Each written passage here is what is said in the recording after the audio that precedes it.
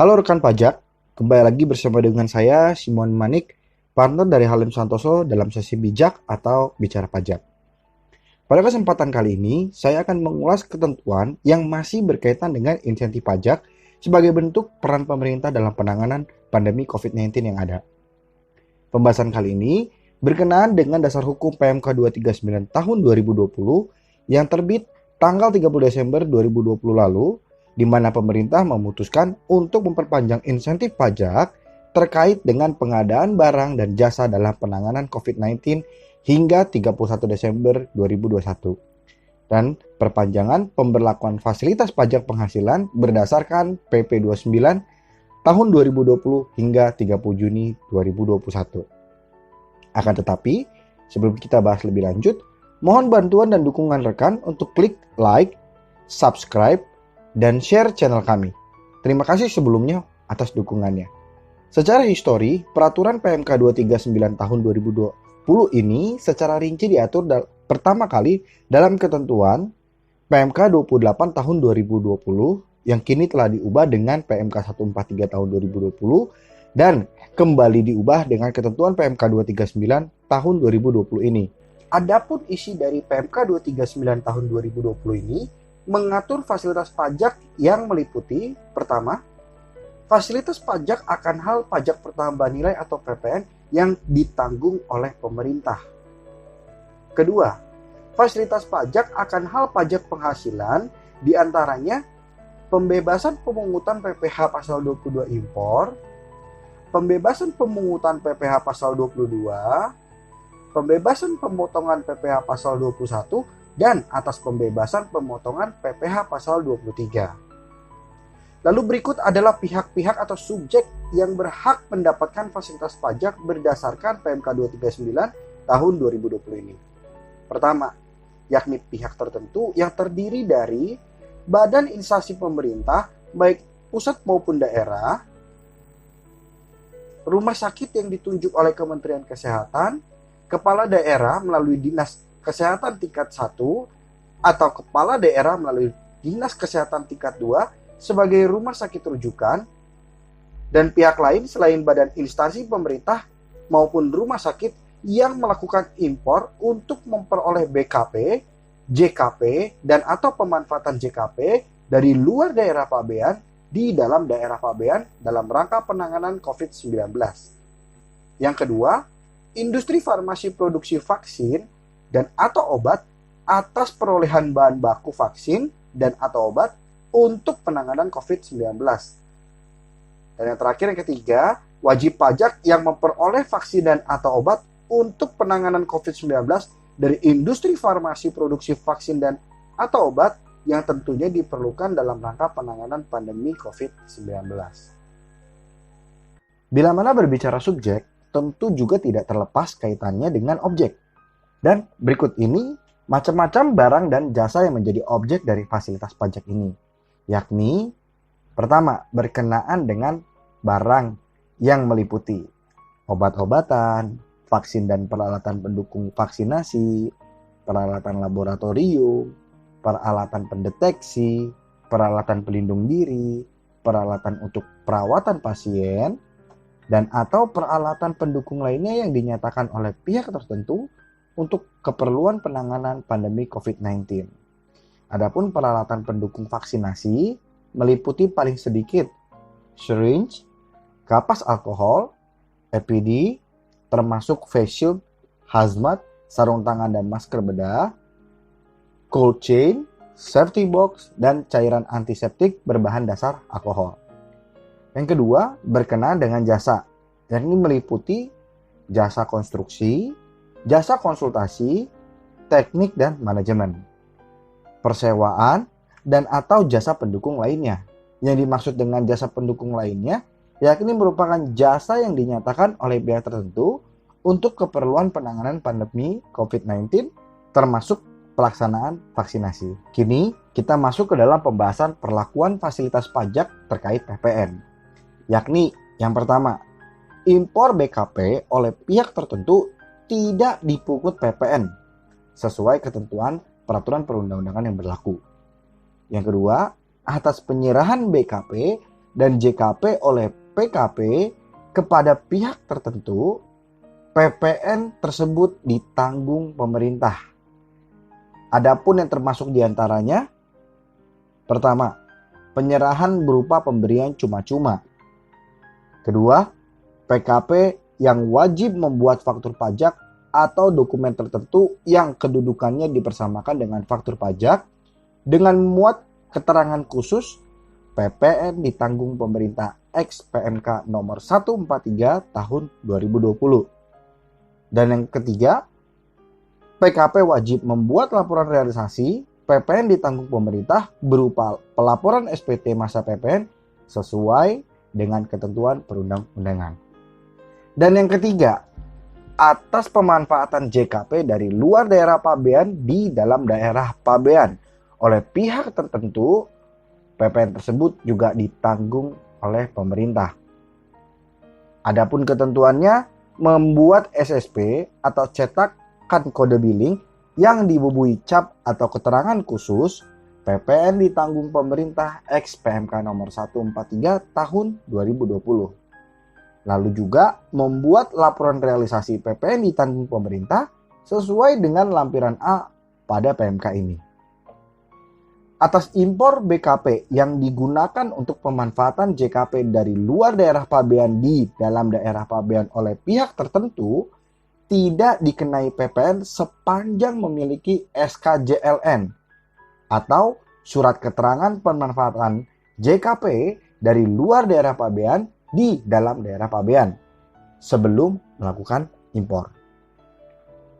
Atas penyerahan bahan baku untuk produksi vaksin dan atau obat untuk penanganan COVID-19 oleh PKP kepada industri farmasi produksi vaksin dan atau obat, PPN ditanggung pemerintah. Insentif diberikan setelah industri farmasi produksi vaksin dan atau obat tersebut tentu memperoleh surat rekomendasi dari BNPB. Dan PKP wajib membuat faktur pajak atau dokumen tertentu yang kedudukannya dipersamakan dengan faktur pajak yang memuat keterangan khusus seperti poin 2 dan 3 sebelumnya. Nah, PKP wajib membuat laporan realisasi PPN ditanggung pemerintah berupa pelaporan SPT masa PPN sesuai dengan ketentuan perundang-undangan. Dan perlakuan yang kelima, yang terakhir, atas penyerahan vaksin dan atau obat untuk penanganan COVID-19 oleh industri farmasi produksi vaksin dan atau obat, PPN ditanggung pemerintah. Ketentuannya, industri farmasi produksi vaksin dan atau obat wajib membuat faktur pajak atau dokumen tertentu yang kedudukannya dipersamakan dengan faktur pajak yang memuat keterangan khusus seperti poin-poin sebelumnya. Dan industri farmasi produksi vaksin dan atau obat wajib juga membuat laporan realisasi PPN ditanggung pemerintah berupa pelaporan SPT masa PPN sesuai ketentuan perundang-undangan. Insentif PPN sebagaimana nomor 0203 diberikan kepada pihak lain jika perolehan BKP, perolehan JKP, dan atau pemanfaatan JKP dari luar daerah pabean di dalam daerah pabean selanjutnya akan diserahkan kepada badan atau instansi pemerintah dan atau rumah sakit untuk keperluan penanganan COVID-19 tanpa mendapat imbalan atau kompensasi.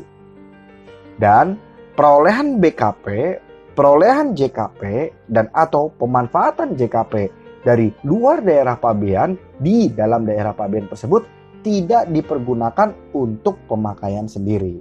Berikutnya, pembahasan perlakuan fasilitas pajak terkait pajak penghasilan atau PPh.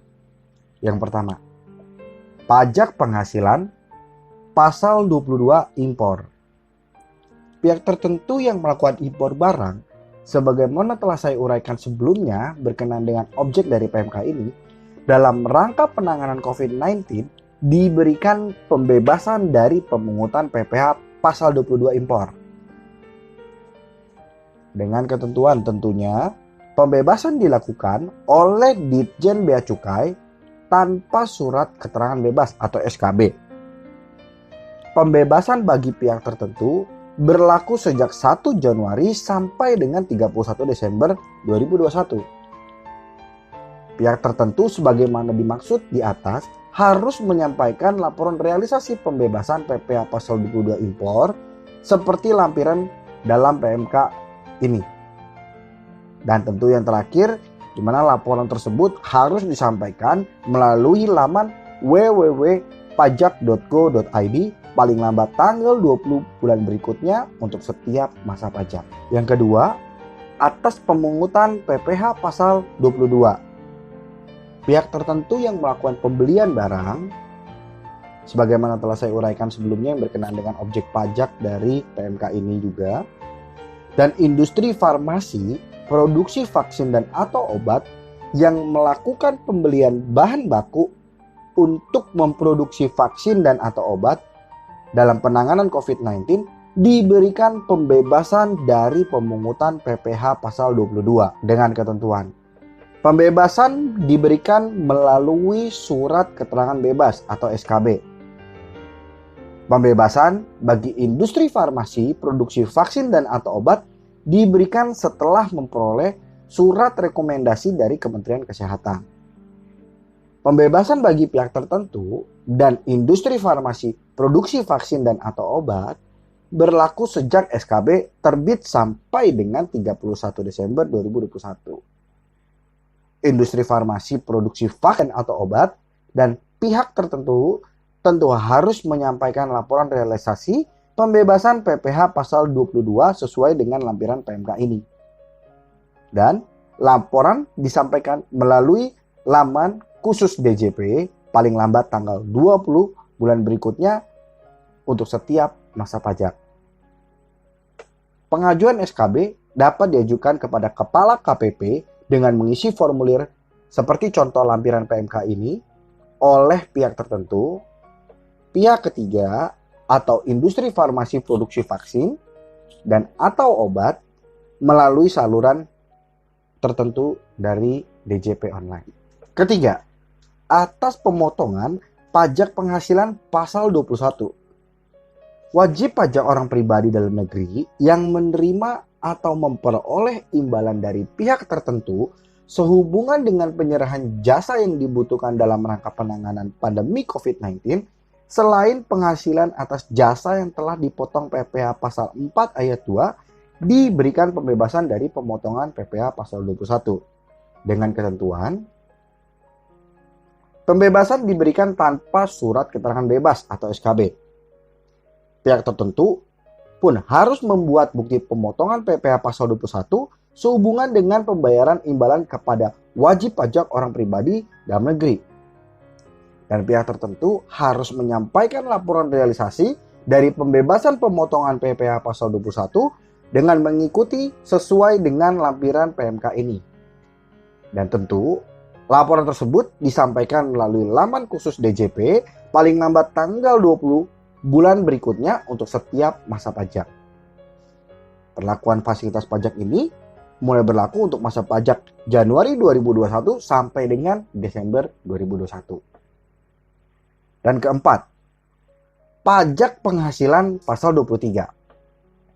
Wajib pajak badan dalam negeri dan bentuk usaha tetap yang menerima atau memperoleh imbalan dari pihak tertentu atas jasa sebagaimana yang telah saya uraikan sebelumnya berkenaan dengan objek dari PMK ini yang diperlukan dalam rangka penanganan pandemi COVID-19 diberikan pembebasan dari pemotongan PPh Pasal 23. Pembebasan diberikan melalui surat keterangan bebas atau SKB dan pembebasan berlaku sejak tanggal terbit SKB tersebut sampai dengan 31 Desember 2021. Wajib pajak yang memperoleh pembebasan harus menyampaikan laporan realisasi pembebasan dari pemotongan PPh Pasal 23 sesuai dengan lampiran PMK ini. Dan laporan disampaikan melalui saluran tertentu DJP paling lambat tanggal 20 bulan berikutnya untuk setiap masa pajak. Dan pengajuan SKB dapat diajukan kepada Kepala KPP dengan mengisi formulir sesuai dengan lampiran PMK ini oleh pihak tertentu, pihak ketiga, atau industri farmasi produksi vaksin dan atau obat melalui saluran tertentu DCP. Selanjutnya dalam ketentuan PMK ini juga diatur mengenai perpanjangan pemberlakuan fasilitas PPH berdasarkan PP nomor 29 tahun 2020 tentang fasilitas pajak penghasilan dalam rangka penanganan coronavirus disease 2019 atau COVID-19. Adapun pemberlakuan fasilitas PPH dalam rangka penanganan COVID-19 ini sebagaimana diatur dalam PP nomor 29 tahun 2020 tersebut berupa tambahan pengurangan penghasilan neto bagi WP dalam negeri yang memproduksi alat kesehatan dan atau perbekalan kesehatan rumah tangga. Kedua, sumbangan yang dapat menjadi pengurang penghasilan bruto. Ketiga, pengenaan tarif PPH sebesar 0% dan bersifat final atas tambahan penghasilan yang diterima sumber daya manusia di bidang kesehatan. Dan yang keempat, yang terakhir pengenaan tarif PPH sebesar 0% dan bersifat final atas penghasilan berupa kompensasi atau penggantian atas penggunaan harta kini diperpanjang sehingga berlaku mulai 1 Januari 2021 sampai dengan 30 Juni 2021. Akan tetapi, sesaat video ini dibuat telah terbit ketentuan terbaru mengubah perpanjangan ketentuan pemberlakuan tersebut sehingga menjadi berlaku mulai 1 Januari 2021 sampai dengan 31 Desember 2021 yang dimana tertuang dalam dasar hukum PMK 83 tahun 2021. Demikian yang dapat saya paparkan. Terima kasih dan sampai jumpa pada video selanjutnya.